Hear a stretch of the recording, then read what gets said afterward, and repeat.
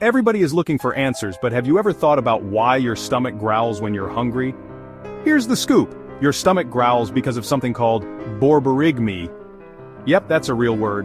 When you're hungry, your brain sends signals to your digestive system to get ready for food. This causes your stomach muscles to contract and move air and liquids around, making those rumbling sounds. But wait. It's not just hunger. Stomach growls can also happen when your intestines clean themselves between meals. It's like your body's way of saying, hey, time for a snack or meal. So next time you hear that growl, don't be embarrassed. It's just your body's way of doing its thing. Now isn't that neat? Science always has the coolest answers. And remember, keep those healthy snacks handy to keep the growls at bay.